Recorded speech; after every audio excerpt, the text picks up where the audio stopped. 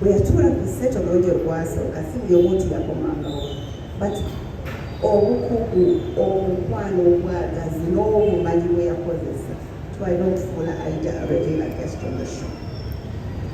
Yayogera n'omukwano omuyitirivu, knowledge ey'amaanyi, passion ey'amaanyi that Aida yatandika okuleeta olubaawo munda ku TV. Ye kakafuna kati konna kalira kituusi nga kyayagala okwogera Aida ng'amaanyi kaleeta. Actually takugamba olabira ku ssente nga lyakukuta n'ebintu olwo ng'agenda kwogera. Ayina ebigambo bye yakubangawo binene by'amaanyi naye ng'abinnyonnyola mu ngeri agamba naye nga ayina obwongo koza ebigambo bye birisaatidde ebimu tutawaanya naye Aida buli kimu akimanyi naye ng'ate otuulira emyaka gye si gye giryawe mingi nga yali masteringa mangu.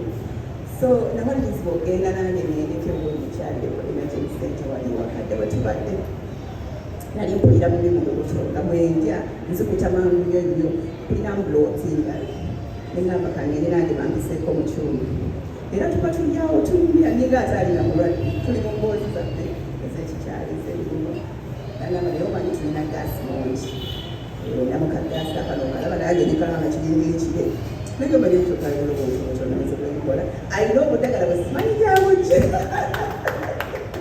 ayina kugamba akanyu katwale nze nali simanyi bwa alsas wena buli muntu gwolira agamba alsas zintawanya abamu ne bazituuka nezikola nezifuuka mu kansa colon cancer naye Aida kugamba nze nali omuntu gwemmanyi yepaaka alina obuzunguzungu bungi zenanyasirabwe banisire uk eya Germany zonna zaaganze alsayagana naye nga alina akadagala kekamisa terina nakigambo kati kiwala kyange nakyo kyalinamu nga kikaaba mu lubuto nekitwalira byafuuka lufumu.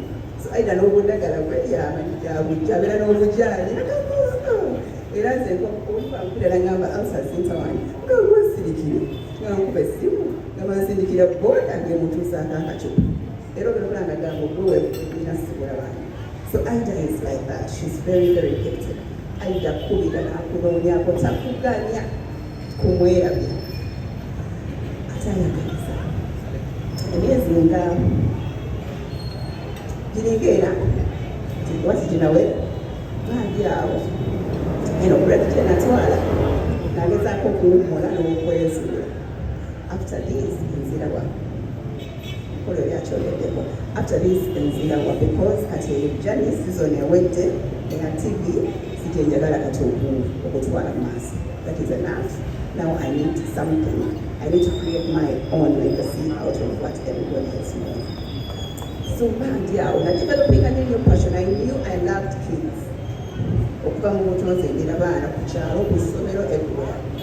So bwe nzaala omutabani wange recently omukwano gw'abaana gweyongera nnyo kyesaategeera kinda tumusimu eyange nga tusaasanga ekintu kirala passion wange oba mbasanze Facebook oba Instagram wherever baana mugagala.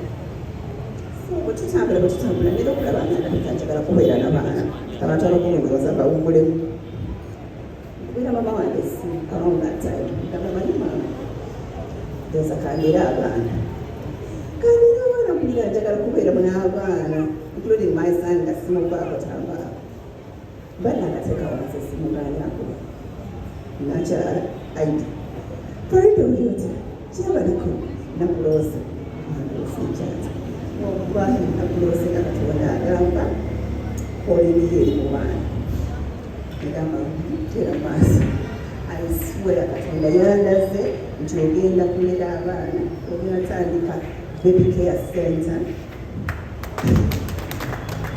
Baby care kama Aida olimba pakusule mama wange nakakuba mbale mwami kituku machanga tusose mpaka Katonda alina message yambadira faruni era nangamba tomudinainga message mukubire bona kyonasa bankubira nemugabo bahiche okugera ne mama wange kyelowooza akana pesa twatambula. She encouraged me nemugamba simanyi oba ntuuse but I feel it deep inside me. But let me God give you that grace.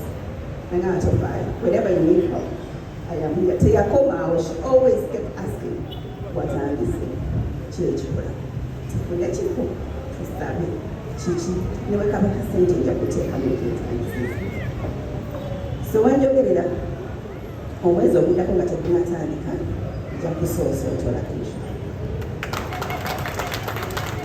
ekirooto kiyinza okutuukigamba ekisenjawalo so that is Aida tayagala ne bakwano be basigale emu. She will get a message, she will deliver it to you and see you achieve it. So we're going to continue to Aida but kankomaawo mpena abantu abalala omuso okubakugera Aida. I'm so glad I met you. Aida is so many things tatujjanjaba kyokka musomesa bali awo ku TikTok ne okulaba Aida ali mu ssomero. That is Aida excellent. Ye ekijabi kyo ne mukwende mugamba lyaffe oba olanga oba banakatandise ne mulaba sipiidi kwakatwaliramu bizirimu era bwe tumugulira ndaba ennamba y'abaana ekula belunaku kalegereyo mu kamooli then we talk on phone ate already nali nkimanyi bwani kuzimba ddwaliro. So Aida, you're an amazing woman and it is not by mistake that you are Aida Musa. Aida musabi nnyo that ne Katonda alowooza tamuweza agamba mumayinjako njakuwa so my dear, congratulations on this and so many other things to come. May God bless you. Mwami kitete yansiza nibo bali kutwagala mukama n'abakubeera. Amen.